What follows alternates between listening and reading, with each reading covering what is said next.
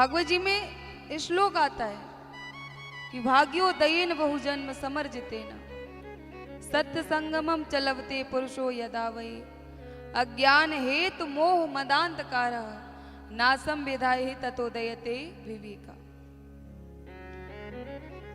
जब मनुष्य की जन्म जन्मांतर के कल्प कल्पांतर के पुण्य उदय होते हैं तब उसे भागवत कथा सुनने का शुभ अवसर प्राप्त होता है।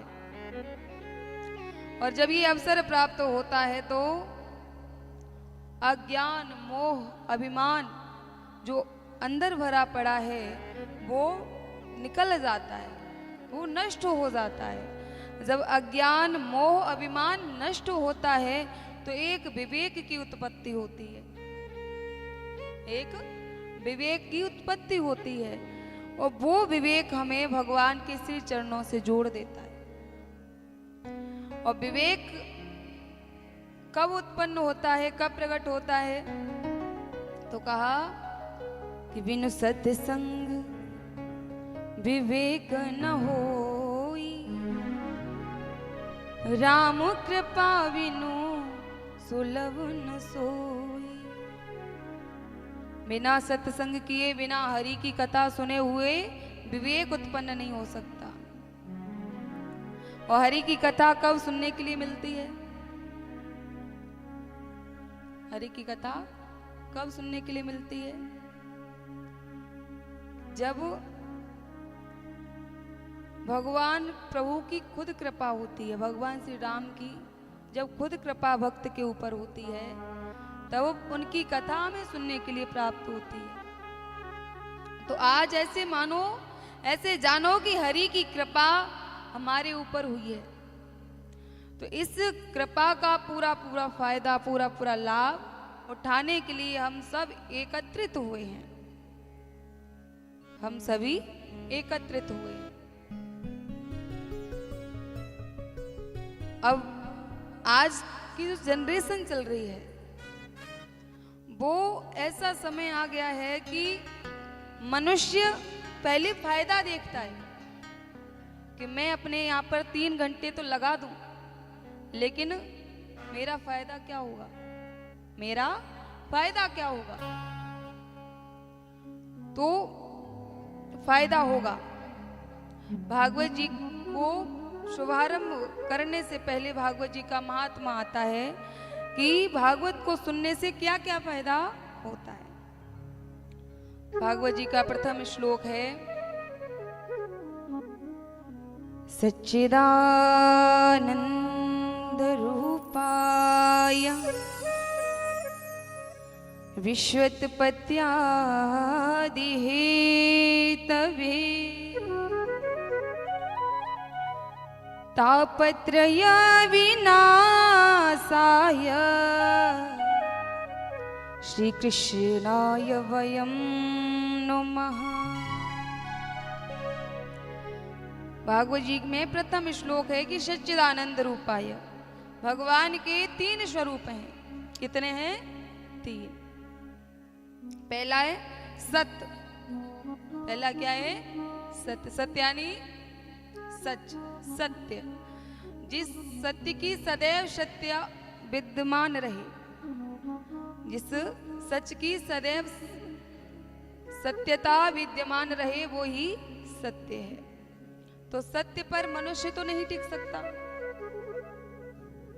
अगर कोई बहुत ज्यादा आपकी मदद के लिए बैठा है, उसको आपकी मदद की बहुत ज्यादा जरूरत है और आप एकदम फ्री घर में लेटे हैं, और अगर वो आपके पास फोन लगा दे तो आप फोन रिसीव करेंगे और वो कहेंगे भैया हमें आपकी बहुत जरूरत है, आओ ना।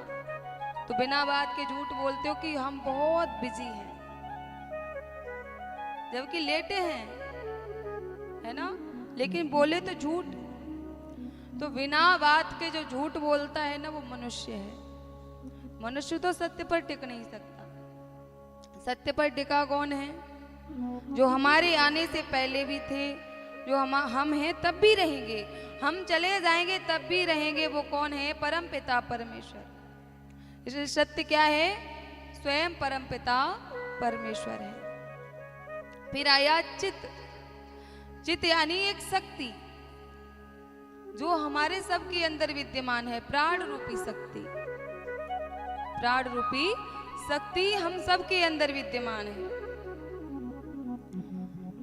जब तक वही प्राण रूपी शक्ति मनुष्य के अंदर रहती है, तब तक मनुष्य नाना प्रकार से कर्म करता है, सुबह से शाम तक लगा रहता है, आराम नहीं करता, और जिसने वह शक्ति दी है उसको भूल जाता है ना। अगर कहीं कथा चल रही हो तो उस कथा को सुनने के लिए उसके पास समय नहीं है ना। तो वो शक्ति, प्राण रूपी शक्ति भगवान ने दी है। जैसे हम सबके पास एक मोबाइल फोन है जिसमें सिम कार्ड पड़ता है। जब सिम कार्ड पड़ता है तो नेटवर्क आता है ना। और नेटवर्क आता है तो आप कहीं भी बात कर सकते हैं, अपने सिस्टर से, अपने भाई से, हर किसी से बात कर सकते हैं। और अगर वह सिम कार्ड उस मोबाइल फोन से निकाल दिया जाए तो मोबाइल फोन की कोई कीमत रहेगी क्या?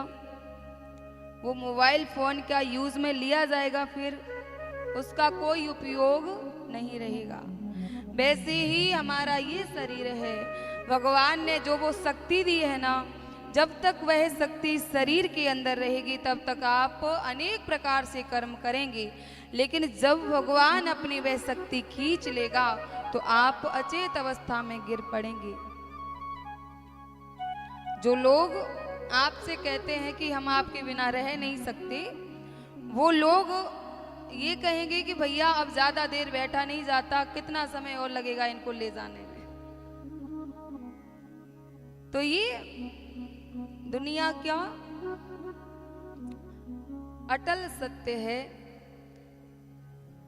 इसलिए कहा कि जो भगवान ने शक्ति दी है वो भगवान के से चरणों में भी लगाओ। फिर आया आनंद। आनंद कहने सुनने की वस्तु नहीं है। आनंद क्या है? जो आनंद सिंधु सुख राशि, जो आनंद सिंधु सुख राशि, सिहि करि त्रियक लोक सुपासी। लोक उपासी, सिहि करि त्रियक लोक उपासी।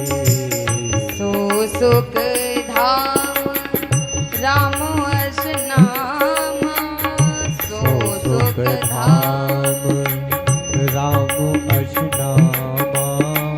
अखिल लोक दायक विश्रामा, अखिल लोक दायक विश्रामा। अखिल लोक दायक विश्रामा। अखिल लोक दायक विश्रामा। कहा जो आनंद सिंधु सुख राशि, जो आनंद के सागर हैं, वो कौन है? परम पिता परमेश्वर। अगर उस सागर से एक बिंदु हम जैसे तुक्ष प्राणियों को मिल जाए तो दुख क्या होता है, कष्ट क्या होता है, चिंता क्या होती है, हमें किसी भी बात का अनुभव भी नहीं होगा। तो आनंद क्या है?